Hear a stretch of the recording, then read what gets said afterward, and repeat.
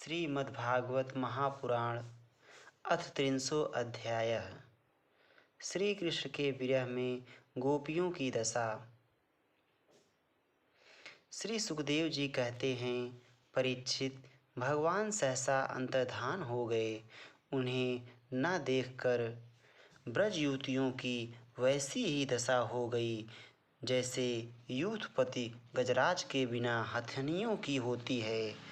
उनका हृदय विरह की ज्वाला से जलने लगा। भगवान श्री कृष्ण की मदोन्मत्त गजराज की सी चाल, प्रेम भरी मुस्कान, विलास भरी चितवन, मनोरम प्रेमालाप, भिन्न भिन्न प्रकार की लीलाओं तथा श्रृंगार रस की भावभंगियों ने उनके चित्त को चुरा लिया था। वे प्रेम की मतवाली गोपियाँ श्री कृष्णमय हो गईं और फिर श्री कृष्ण की विभिन्न चेष्टाओं का अनुकरण करने लगीं। अपने प्रीतम श्री कृष्ण की चाल ढाल, हास विलास और चितवन बोलन आदि में श्री कृष्ण की प्यारी गोपियाँ उनके समान ही बन गईं। उनके शरीर में भी वही गतिमति, वही भावभंगी उतर आईं। वे अपने को सर्वथा भूलकर श्री कृष्ण स्वरूप हो गईं और उन्हीं के लीला विलास का अनुकरण करती हुई मैं श्री कृष्ण ही हूँ इस प्रकार कहने लगीं। वे सब परस्पर मिलकर ऊंचे स्वर से उन्हीं के गुणों का गान करने लगीं और मतवाली होकर एक वन से दूसरे वन में, एक झाड़ी से दूसरी झाड़ी में जा जाकर श्री कृष्ण को ढूंढने लगीं। परीक्षित, भगवान श्री कृष्ण कहीं दूर थोड़े ही गए थे। वे तो समस्त जड़ चेतन पदार्थों में तथा उनके बाहर भी आकाश के समान एक रस स्थित ही हैं। वे वहीं थे, उन्हीं में थे, परंतु उन्हें ना देखकर गोपियाँ वनस्पतियों से, पेड़ पौधों से उनका पता पूछने लगीं। गोपियों ने पहले बड़े बड़े वृक्षों से जाकर पूछा, हे पीपल, पाकर और बरगद, नंदनंदन श्याम सुंदर, अपनी प्रेम भरी मुस्कान और चितवन से हमारा मन चुरा कर चले गए हैं, क्या तुम लोगों ने उन्हें देखा है? कुरबक, अशोक, नागकेसर, पुन्नाग और चंपा बलराम जी के छोटे भाई, जिनकी मुस्कान मात्र से बड़ी बड़ी मानिनियों का मान मर्दन हो जाता है, इधर आए थे क्या?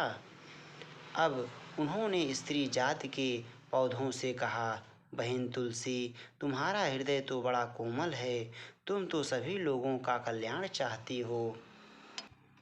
भगवान के चरणों में तुम्हारा प्रेम तो है ही, वे भी तुमसे बहुत प्यार करते हैं, तभी तो भंवरों के मंडराते रहने पर भी वे तुम्हारी माला नहीं उतारते, सर्वदा पहने रहते हैं। क्या तुमने अपने परम प्रीतम श्याम सुंदर को देखा है? प्यारी मालती, मल्लिके, जाति और जूही, तुम लोगों ने कदाचित हमारे प्यारे माधव को देखा होगा। क्या वे अपने कोमल करों से स्पर्श करके तुम्हें आनंदित करते हुए इधर से गए हैं? रसाल, प्रियाल, कटहल, पीतसाल, कचनार, जामुन, आक, बेल, मौलसिरी, आम, कदम्ब और नीम तथा अन्य यमुना के तट पर विराजमान सुखी तरुवरों, तुम्हारा जन्म जीवन केवल परोपकार के लिए है। श्री कृष्ण के बिना हमारा जीवन सूना हो रहा है, हम बेहोश हो रहे हैं, तुम हमें उन्हें पाने का मार्ग बता दो।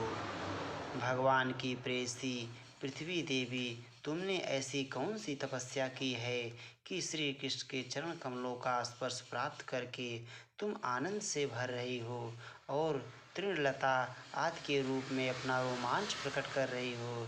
तुम्हारा यह उल्लास विलास श्री कृष्ण के चरण स्पर्श के कारण है, अथवा वामना अवतार में विश्व रूप धारण करके उन्होंने तुम्हें जो नापा था उसके कारण है?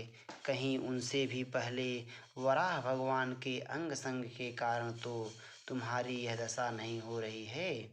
अरे सखी, हरिणियों हमारे श्याम सुंदर के अंग संग से सुषमा सौंदर्य की धारा बहती रहती है।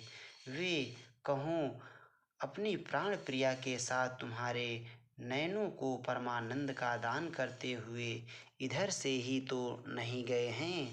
देखो देखो, यहाँ कुलपति श्री कृष्ण की कुंदकली की माला की मनोहर गंध आ रही है, जो उनकी परम प्रेयसी के अंग संग से लगे हुए कुछ कुमकुम से अनुरंजित रहती हैं।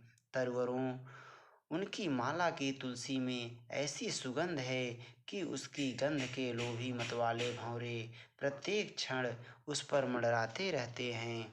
उनके एक हाथ में लीला कमल होगा और दूसरा हाथ अपनी प्रेयसी के कंधे पर रखे होंगे। हमारे प्यारे श्याम सुंदर इधर से विचरते हुए अवश्य गए होंगे। जान पड़ता है तुम लोग उन्हें प्रणाम करने के लिए ही झुके हो, परंतु उन्होंने अपनी प्रेम भरी चितवन से भी तुम्हारी वंदना का अभिनंदन किया है या नहीं? अरे सखी, इन लताओं से पूछो, ये अपने पति वृक्षों को भुज पास में बांधकर आलिंगन किए हुए हैं। इससे क्या हुआ? इनके शरीर में जो पुलक है, रोमांच है, वह तो भगवान के नखों के स्पर्श से ही है। अहो, इनका कैसा सौभाग्य है। परीक्षित, इस प्रकार मतवाली गोपियाँ प्रलाप करती हुई भगवान श्री कृष्ण को ढूंढते ढूंढते कातर हो रही थीं। अब और भी गाढ़ आवेश हो जाने के कारण वे भगवन्मय होकर भगवान की विभिन्न लीलाओं का अनुकरण करने लगी। एक पूतना बन गई तो दूसरी श्री कृष्ण बनकर उसका स्तन पीने लगी। कोई छकड़ा बन गई तो किसी ने बाल कृष्ण बनकर रोते हुए उसे पैर की ठोकर मारकर उलट दिया। कोई सखी बाल कृष्ण बनकर बैठ गई तो कोई तृणावर्त दैत्य का रूप धारण करके उसे हर ले गई। कोई गोपी पाँव घसीट घसीट कर घुटनों के बल बकैयाँ चलने लगी और उस समय उसके पायजेब रुनझुन रुनझुन बोलने लगे। एक बनी कृष्ण तो दूसरी बनी बलराम और बहुत सी गोपियाँ ग्वाल बालों के रूप में हो गईं। एक गोपी बन गई वत्सासुर तो दूसरी बनी बकासुर। तब तो गोपियों ने अलग अलग श्री कृष्ण बनकर वत्सासुर और बकासुर बनी हुई गोपियों को मारने की लीला की। जैसे श्री कृष्ण वन में करते थे, वैसे ही एक गोपी बांसुरी बजा बजा कर दूर गए हुए पशुओं को बुलाने का खेल खेलने लगी। तब दूसरी गोपियाँ वाह वाह करके उसकी प्रशंसा करने लगीं। एक गोपी अपने को श्री कृष्ण समझकर दूसरी सखी के गले में बाँह डालकर चलती और गोपियों से कहने लगती, मित्रों, मैं श्री कृष्ण हूँ, तुम लोग मेरी यह मनोहर चाल देखो। कोई गोपी श्री कृष्ण बनकर कहती, अरे ब्रजवासियों, तुम आधी पानी से मत डरो, मैंने उससे बचने का उपाय निकाल लिया है। ऐसा कहकर गोवर्धन धारण का अनुकरण करती हुई वह अपनी ओढ़नी उठाकर ऊपर तान लेती। परीक्षित, एक गोपी बनी काली नाग तो दूसरी श्री कृष्ण बनकर उसके सिर पर पैर रखकर चढ़ी चढ़ी बोलने लगी, रे दुष्ट सांप, तू यहाँ से चला जा, मैं दुष्टों का दमन करने के लिए ही उत्पन्न हुआ हूँ।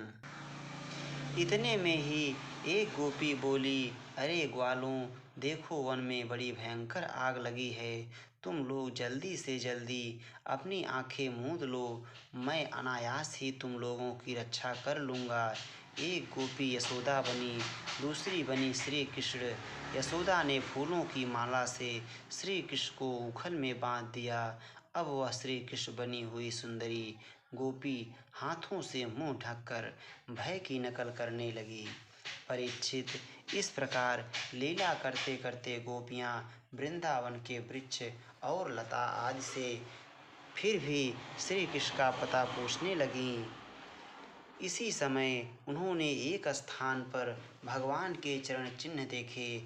वे आपस में कहने लगीं, अवश्य ही ये चरण चिन्ह उदार शिरोमणि नंदनंदन श्याम सुंदर के हैं, क्योंकि इनमें ध्वजा, कमल, ब्रज, अंकुश और जौ आदि के चिन्ह स्पष्ट ही दिख रहे हैं। उन चरण चिन्हों के द्वारा ब्रजवल्लभ भगवान को ढूंढती हुई गोपियाँ आगे बढ़ीं। तब उन्हें श्री कृष्ण के साथ किसी ब्रज युवती के भी चरण चिन्ह दिख पड़े। उन्हें देखकर वे व्याकुल हो गईं और आपस में कहने लगीं, जैसे हथिनी अपने प्रीतम गजराज के साथ गई हो, वैसे ही नंदनंदन श्याम सुंदर के साथ उनके कंधे पर हाथ रखकर चलने वाली किस बड़भागिनी के ये चरण चिन्ह हैं। अवश्य ही सर्वशक्तिमान भगवान श्री कृष्ण की यह आराधिका होगी। इसीलिए इस पर प्रसन्न होकर हमारे प्राण प्यारे श्याम सुंदर ने हमें छोड़ दिया है और इसे एकांत में ले गए हैं। प्यारी सखियों, भगवान श्री कृष्ण अपने चरण कमल से जिस रज का स्पर्श कर देते हैं वह धन्य हो जाती है, उसके अहोभाग्य हैं। क्योंकि ब्रह्मा, शंकर और लक्ष्मी आदि भी अपने अशुभ नष्ट करने के लिए उस रज को अपने सिर पर धारण करते हैं। अरे सखी, चाहे कुछ भी हो, यह जो सखी हमारे सर्वस्व श्री कृष्ण को एकांत में ले जाकर अकेले ही उनकी अधर सुधा का रस पी रही है, इस गोपी के उभरे हुए चरण चिन्ह तो हमारे हृदय में बड़ा ही क्षोभ उत्पन्न कर रहे हैं। यहाँ उस गोपी के पैर नहीं दिखाई देते। मालूम होता है यहाँ प्यारे श्याम सुंदर ने देखा होगा कि मेरी प्रेयसी के सुकुमार चरण कमलों में घास की नोक गड़ती होगी। इसलिए उन्होंने उसे अपने कंधे पर चढ़ा लिया होगा। सखियों, यहाँ देखो प्यारे श्री कृष्ण के चरण चिन्ह अधिक गहरे बालू में धंसे हुए हैं। इससे सूचित होता है कि यहाँ वे किसी भारी वस्तु को उठाकर चले हैं। उसी के बोझ से उनके पैर जमीन में धंस गए हैं। हो ना हो यहाँ उस कामी ने अपनी प्रियतमा को अवश्य कंधे पर चढ़ाया होगा। देखो देखो, यहाँ परम प्रेमी ब्रजवल्लभ ने फूल चुनने के लिए अपनी प्रेयसी को नीचे उतार दिया है और यहाँ परम प्रीतम श्री कृष्ण ने अपनी प्रेयसी के लिए फूल चुने हैं। उचक उचक कर फूल तोड़ने के कारण यहाँ उनके पंजे तो धरती में गड़े हुए हैं और एड़ी का पता ही नहीं है। परम प्रेमी श्री कृष्ण ने कामी पुरुष के समान यहाँ अपनी प्रेयसी के केस संवारे हैं। देखो, अपने चुने हुए फूलों को प्रेयसी की चोटी में गूंथने के लिए वे यहाँ अवश्य ही बैठे रहे होंगे। परीक्षित, भगवान श्री कृष्ण आत्माराम हैं। वे अपने आप में ही संतुष्ट और पूर्ण हैं। जब वे अखंड हैं, उनमें दूसरा कोई है ही नहीं, तब उनमें काम की कल्पना कैसे हो सकती है। फिर भी उन्होंने कामियों की दीनता, स्त्री परवशता और स्त्रियों की कुटिलता दिखलाते हुए वहाँ उस गोपी के साथ एकांत में क्रीड़ा की थी, एक खेल रचा था। इस प्रकार गोपियाँ मतवाली सी होकर अपनी सुध बुध खोकर एक दूसरे को भगवान श्री कृष्ण के चरण चिन्ह दिखलाती हुई वन वन में भटक रही थीं। इधर भगवान श्री कृष्ण दूसरी गोपियों को वन में छोड़कर जिस भाग्यवती गोपी को एकांत में ले गए थे, उसने समझा कि मैं ही समस्त गोपियों में श्रेष्ठ हूँ। इसीलिए तो हमारे प्यारे श्री कृष्ण दूसरी गोपियों को छोड़कर, जो उन्हें इतना चाहती हैं, केवल मेरा ही मान करते हैं, मुझे ही आदर दे रहे हैं। भगवान श्री कृष्ण ब्रह्मा और शंकर के भी शासक हैं। वह गोपी वन में जाकर अपने प्रेम और सौभाग्य के मद से मतवाली हो गईं और उन्हीं श्री कृष्ण से कहने लगी, प्यारे, मुझसे अब तो और नहीं चला जाता। मेरे सुकुमार पांव थक गए हैं। अब तुम जहाँ चलना चाहो मुझे अपने कंधे पर चढ़ा कर ले चलो। अपनी प्रियतमा की यह बात सुनकर श्याम सुंदर ने कहा, अच्छा प्यारी, तुम अब मेरे कंधे पर चढ़ लो। यह सुनकर वह गोपी ज्यों ही उनके कंधे पर चढ़ने चली, त्यों ही श्री कृष्ण अंतर्धान हो गए और वह सौभाग्यवती गोपी रोने पछताने लगी। हा नाथ, हा रमण, हा प्रेष्ठ, हा महाभुज, तुम कहाँ हो मेरे सखा? मैं तुम्हारी दीनहीन दासी हूँ, शीघ्र ही मुझे अपने सानिध्य का अनुभव कराओ, मुझे दर्शन दो। परीक्षित, गोपियाँ भगवान के चरण चिन्हों के सहारे उनके जाने का मार्ग ढूंढती ढूंढती वहां जा पहुंची। थोड़ी दूर से ही उन्होंने देखा कि उनकी सखी अपने प्रीतम के वियोग से दुखी होकर अचेत हो गई है। जब उन्होंने उसे जगाया तब उसने भगवान श्री कृष्ण से उसे जो प्यार और सम्मान प्राप्त हुआ था वह उनको सुनाया। उसने यह भी कहा कि मैंने कुटिलतावश उनका अपमान किया, इसी से वे अंतर्धान हो गए। उसकी बात सुनकर गोपियों के आश्चर्य की सीमा न रही। इसके बाद वन में जहाँ तक चंद्रदेव की चांदनी छिटक रही थी वहाँ तक वे उन्हें ढूंढती हुई गईं। परंतु जब उन्होंने देखा कि आगे घना अंधकार है, घोर जंगल है, हम ढूंढती जाएंगी तो श्री कृष्ण और भी उसके अंदर घुस जाएंगे, तब वे उधर से लौट आईं। परीक्षित, गोपियों का मन श्री कृष्णमय हो गया था। उनकी वाणी से श्री कृष्ण चर्चा के अतिरिक्त और कोई बात नहीं निकलती थी। उनके शरीर से केवल श्री कृष्ण के लिए और केवल श्री कृष्ण की चेष्टाएं हो रही थीं। कहाँ तक कहूँ, उनका रोम रोम, उनकी आत्मा श्री कृष्णमय हो रही थी। वे केवल उनके गुणों और लीलाओं का ही गान कर रही थीं और उनमें इतनी तन्मय हो रही थीं कि उन्हें अपने शरीर की भी सुध नहीं थी। फिर घर की याद कौन करता?